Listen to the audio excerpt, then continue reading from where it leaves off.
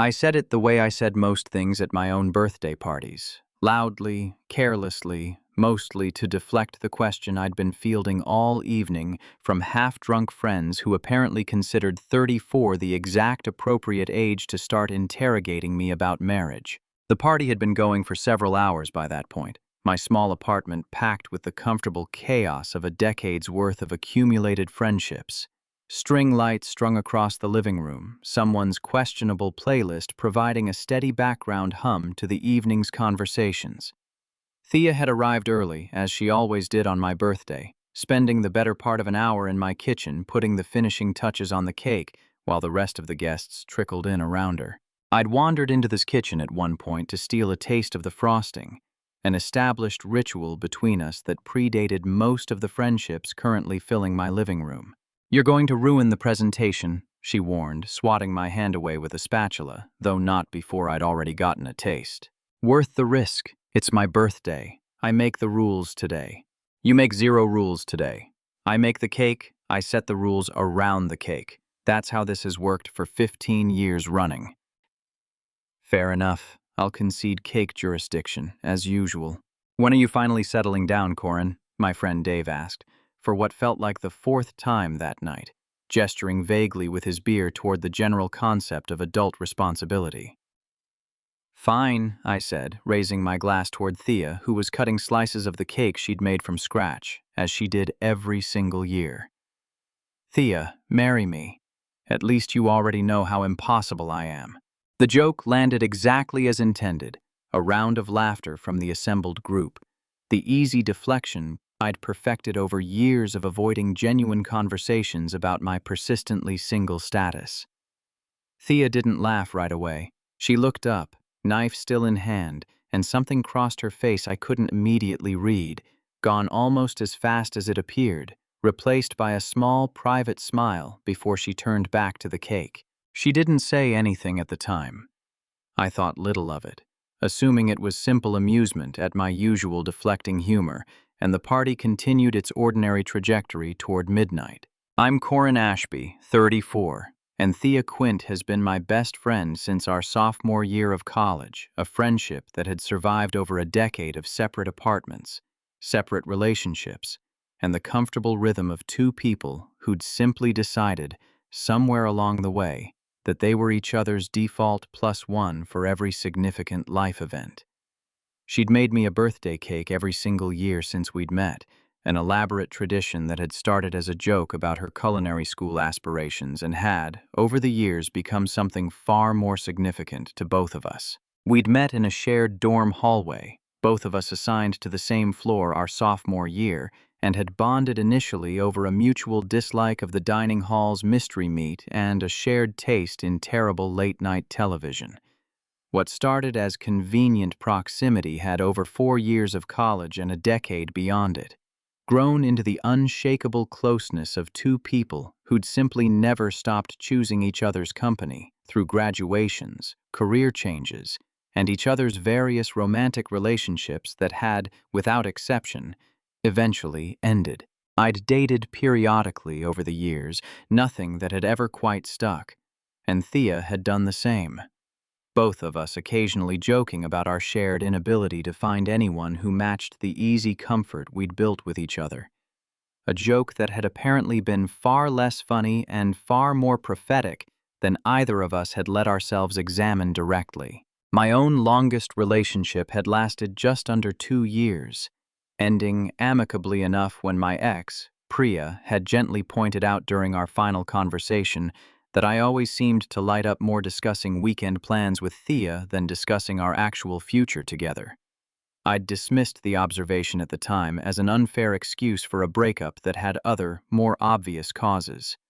Standing in my kitchen 15 years into knowing Thea, I found myself reconsidering whether Priya had actually been more perceptive than I'd given her credit for. The party wound down around midnight, most guests filtering out toward ride shares and last trains home, until it was just Thea and me cleaning up the remnants of cake and half-empty drink cups in my kitchen, the familiar quiet of two people who'd done this exact cleanup routine more times than either of us could count.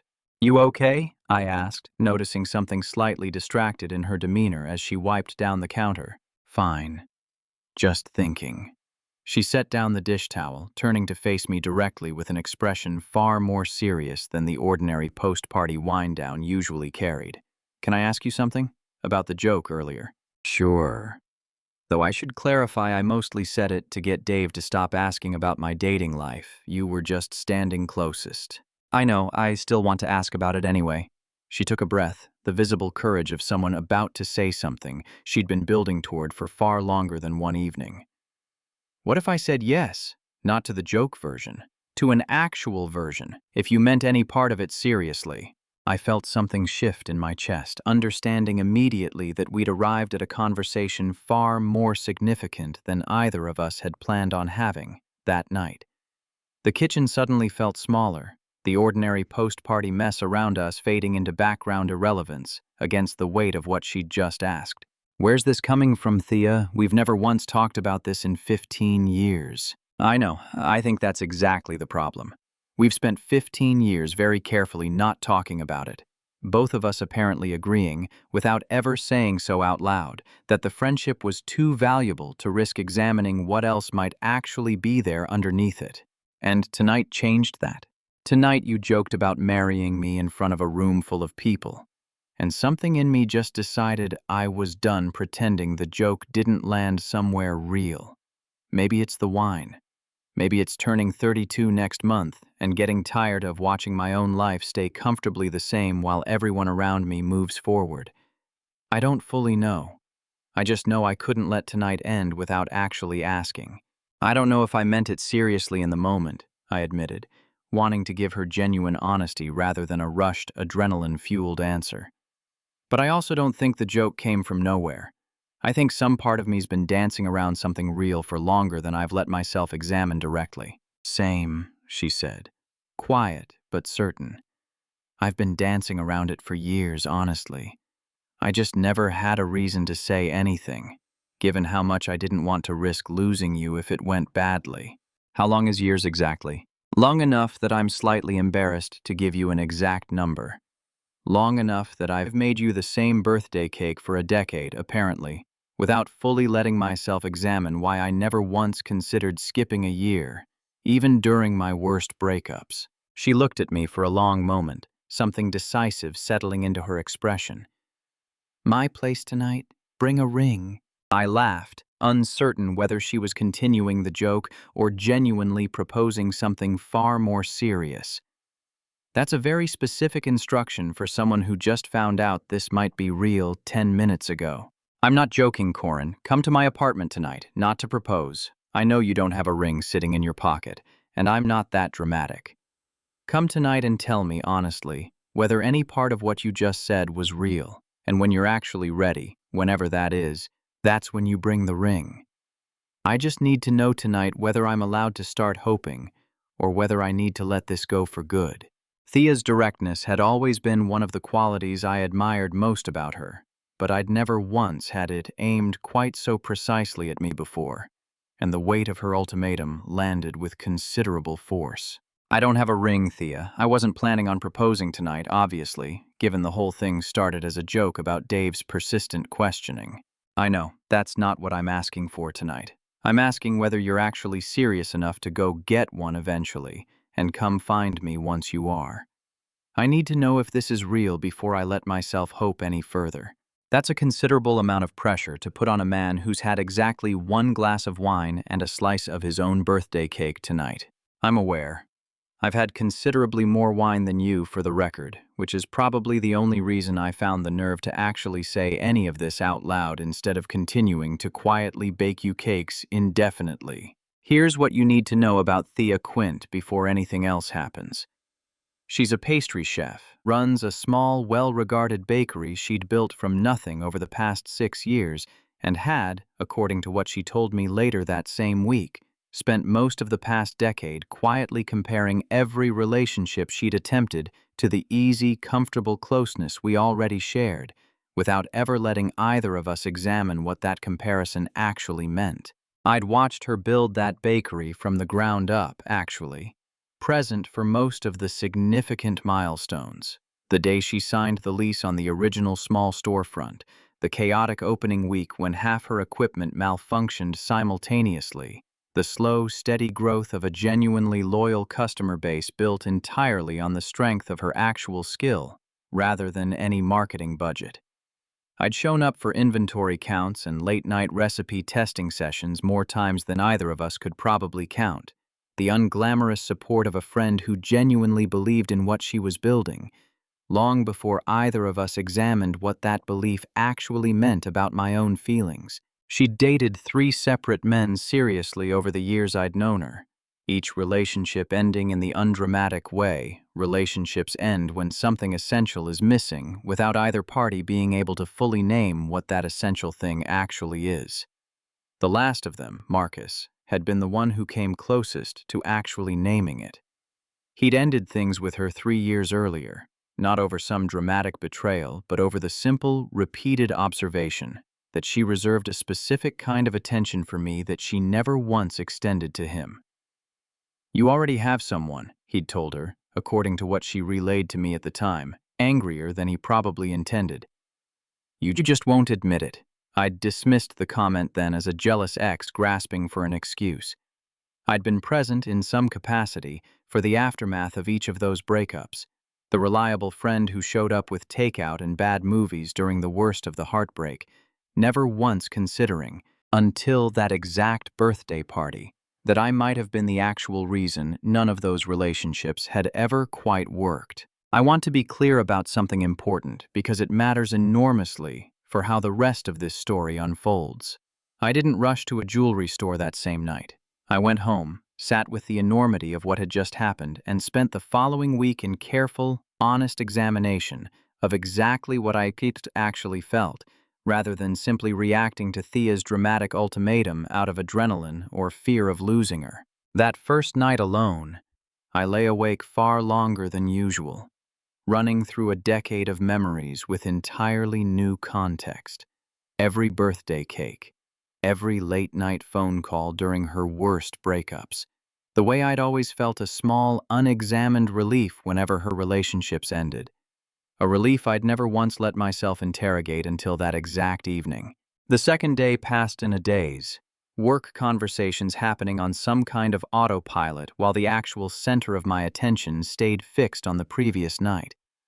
I found myself at one point scrolling through years of old photos on my phone, noticing, with new eyes, how many of them featured just the two of us, how consistently I'd chosen her company over anyone else's across a decade of birthdays, holidays, and ordinary Tuesday dinners.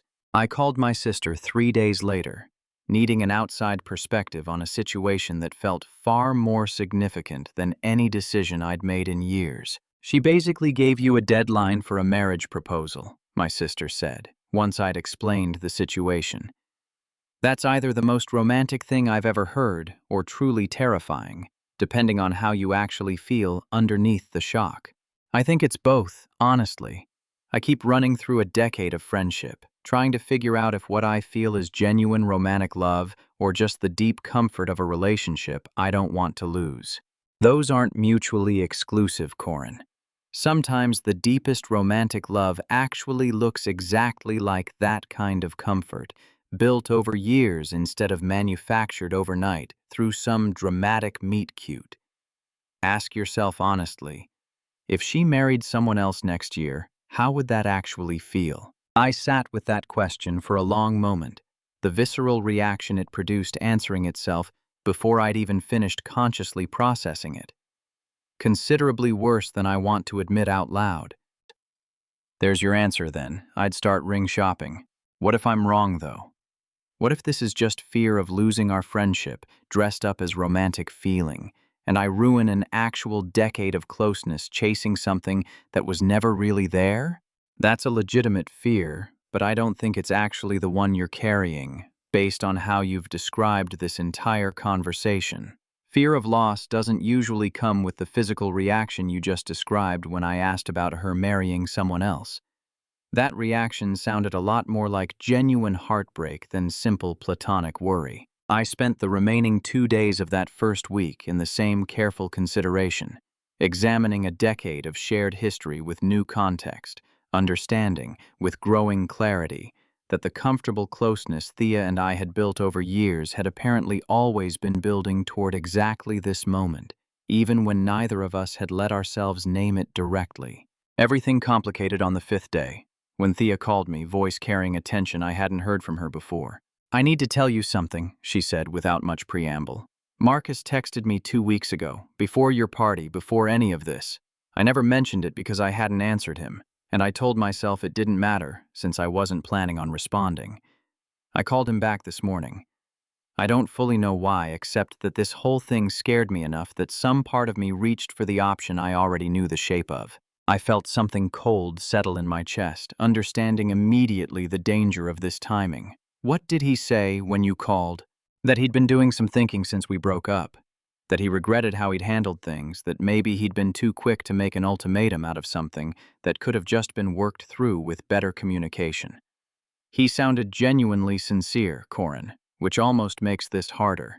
If he'd sounded manipulative or desperate, I could dismiss it easily. Instead, I'm sitting here actually considering it, which scares me more than the call itself did. I told him I'd think about it. I haven't given him an actual answer yet. Tell me honestly, do you actually want to give Marcus another chance? Or is this fear talking? I don't know, Corin. That's exactly the problem.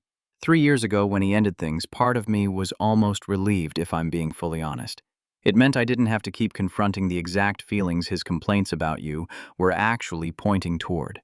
Going back to him now would be the safer choice, in one sense. No risk of losing you entirely if things go wrong. What are you actually asking me, Thea? I don't know. I think I'm asking whether you're actually certain enough about this to be worth the risk, or whether I should just accept that some things are better left as friendship, however much that costs both of us. I sat with her question for a long moment, understanding that whatever I said next carried genuine weight, not just for tonight, but for the entire trajectory of the following years. I can't promise you certainty, Thea. Nobody can promise that about any relationship, romantic or otherwise. What I can tell you is that comparing me to Marcus isn't actually a fair test. He never had 15 years of foundation to build on. We do. That doesn't guarantee anything works out perfectly, but it's not the same blind risk you'd be taking with anyone else.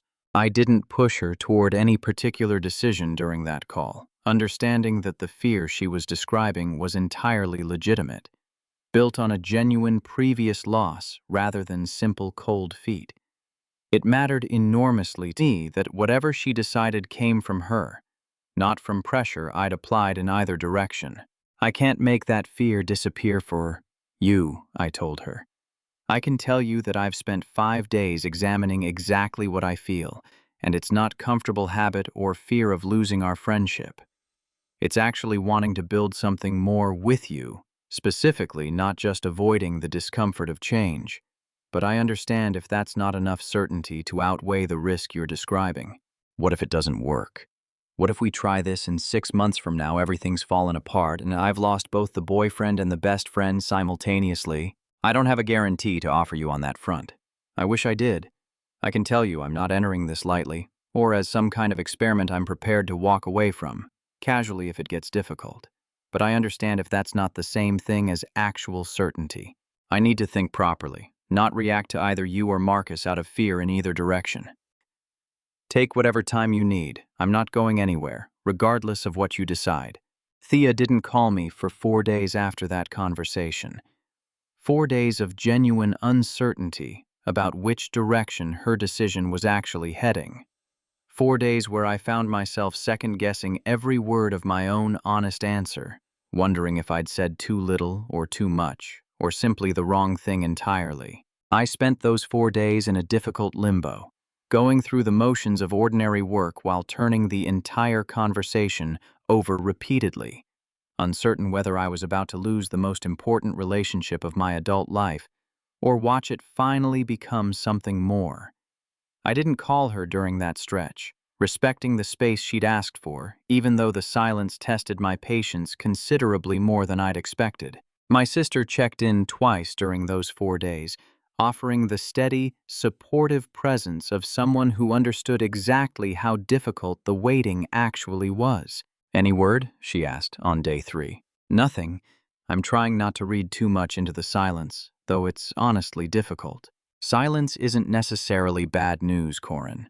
Sometimes people just need actual time to work through something significant without pressure from either direction. I know, knowing that doesn't make the waiting any easier, though. I filled that stretch with the busy work of a man trying not to think too hard about something entirely outside his control. Extra hours at the office, a long neglected apartment cleaning project, a solo hike that did little to actually clear my head than I'd hoped it would. I found myself reaching for my phone every few hours, checking for a message that never arrived, before catching myself and forcing the phone back into my pocket. By the 4th night, I'd nearly convinced myself the silence meant she'd chosen Marcus. That 15 years of friendship had apparently not been enough to outweigh the safer, more familiar option. I went to bed that night bracing myself for a conversation I assumed would end with some version of goodbye. She showed up at my apartment on the 5th evening, unannounced, expression carrying a resolved clarity I hadn't seen since the night of my birthday party. I opened the door to find her standing there, hands slightly unsteady, the nervous energy of someone who'd finally arrived at a decision but hadn't yet said it out loud to another living person. "Can I come in?" She asked. "Yeah, of course." We stood in my living room for a moment, neither of us quite ready to start the conversation. Both of us knew was coming.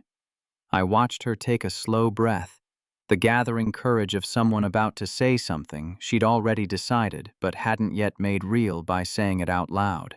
"I've been rehearsing this on the drive over," she admitted. "I had a whole speech planned. I think I've forgotten most of it now that I'm actually standing here." "Take whatever time you need. I'm not going anywhere." "That's exactly the problem, apparently. You never have." "I told Marcus no," she said, without preamble. "Properly, honestly, not out of spite toward him, but because I realized, sitting with the decision for 4 days, that going back to him would just be choosing the safer, more comfortable fear over the actual risk of something actually worth pursuing. I'd rather risk losing you as a friend by trying this properly than spend the rest of my life wondering what would have happened if I'd stayed too scared to find out." How did that conversation with him actually go? Kinder than I expected, honestly. He said he understood, that he'd suspected as much even when he originally made the call. I think some part of him always knew what he was actually competing against, 3 years ago, even before either of us fully understood it ourselves. "I'm glad, for what it's worth." "I know you are. I could tell honestly in how carefully you handled the whole conversation last week. You didn't push, but I could tell how much you wanted to. I was trying very hard not to make your decision about my own feelings. I don't think I entirely succeeded at hiding how much I wanted a particular outcome, but I tried. You succeeded well enough that I actually got to make the decision clearly, instead of just reacting to pressure from either direction. That mattered more than you probably realize. I want to be honest about what happened next, because it's the part of this story I've replayed most since. I reached into my jacket pocket, where I'd been carrying a ring for the past 3 days, having finally settled on exactly the right one after considerable deliberation. I'd spent an entire afternoon at 3 different jewelers, uncertain what she'd actually like given 15 years of knowing her hadn't apparently included paying close attention to her taste in rings, a gap I'd worked to close quickly through careful questions to her sister and considerable internet research into her general aesthetic preferences. "I bought this 2 days ago," I told her, showing her the ring I'd been carrying. "I wasn't planning on proposing tonight exactly, not with the full ceremony I think you probably deserve eventually. But I also don't want to wait any longer to tell you clearly what 5 days of careful thinking actually revealed. I love you, Thea. Not the comfortable, easy love of best friends, though that's genuinely part of it too. The real, terrifyingly honest kind that I think I've been avoiding examining for years. This isn't me rushing us. This is me finally catching up to something we'd both apparently been living for a very long time. 15 years made this proposal look fast to everyone who heard the story afterward. To us, standing in that kitchen, it felt like the slowest decision either of us had ever made. the culmination of a decade and a half of birthday cakes and late-night phone calls and quiet, unexamined choosing, arriving all at once in the shape of a single question. That's not technically a proposal, Corin. I know. I wanted you to have the real ceremony eventually, whenever you're ready for it. Tonight, I just wanted you to know clearly that I meant every word, and that the ring isn't hypothetical anymore. Thea's eyes filled with tears, something settled and certain, finally replacing the fear she'd been carrying since Marcus's call. I think I'd actually like the real ceremony now, if you're offering. I've had enough waiting for one lifetime, honestly. Are you certain? I don't want you to feel rushed into this after everything you've already navigated this week. I'm certain. I spent 5 days weighing genuine fear against genuine want, Corin, and want won decisively. I don't need more time to be sure of something I've apparently already known for considerably longer than 5 days, if I'm honest with myself. I didn't say anything clever back. I got down on one knee right there in my kitchen, in the exact spot where she'd first issued her dramatic ultimatum 5 days earlier, and asked properly this time. And she said yes before I'd even finished the full sentence, laughing and crying simultaneously in a kitchen that had witnessed over a decade of birthday cakes and ordinary Tuesday dinners before finally witnessing this. The kiss that followed started careful, the particular carefulness of two people who'd just closed over a decade of comfortable almost. Then it went warm, her hand finding the front of my shirt with a certainty that erased whatever remaining hesitation either of us carried, and then, for one long, unhurried moment, it went past warm entirely, into something that made an ordinary kitchen feel like exactly the right place for years of careful friendship to finally become something more. We broke apart to the sound of my own doorbell. An unplanned delivery neither of us had ordered correctly, both of us laughing at the mundane comedy of the timing. For the record, I said, I'm glad Dave wouldn't stop asking about my dating life at my own birthday party. Best annoying interrogation of your entire life, evidently. We didn't rush what came after that. We dated properly for the following year, both of us deliberate about building something real, separate from the pressure cooker intensity of the 5-day decision that had first forced everything into the open. Our first actual date, distinct from over a decade of already knowing each other intimately, happened about a week later, both of us slightly nervous in a way that felt almost funny given how much history we already shared. This is strange, Thea admitted, as I picked her up for dinner, somewhere neither of us had any prior history with. 15 years of knowing you, and I'm nervous about a date the way I haven't been nervous about anyone in years. I feel the same, honestly. We apparently skipped the awkward getting to know you phase and went straight to the terrifying vulnerability phase instead. We talked for hours that evening, covering territory that felt both entirely new and strangely familiar. Her actual hopes for the bakery's future, my own quiet reconsideration of a career that had never fully satisfied me, the relief of finally being able to say things out loud that we'd both apparently been carrying separately for years. I keep waiting for this to feel complicated, Thea admitted, near the end of the evening. Given everything, it just doesn't, though. It feels remarkably simple, which almost makes me more nervous than if it felt hard. Maybe simple is allowed to just be simple sometimes, especially after 15 years of unnecessary complication getting us here. Our families took the news with the same quiet, unsurprised warmth. My mother admitted she'd suspected for years and simply hadn't felt it was her place to say anything. Thea's mother said something similar, adding, with visible amusement, that watching her daughter bake me the same cake for over a decade had been evidence enough long before either of us caught up to it ourselves. 6 months into our engagement, Thea's bakery faced a sudden health inspection crisis that threatened to shut down operations during her busiest season. She handled it with the same composed determination I'd admired throughout our friendship, and the shop reopened within the week.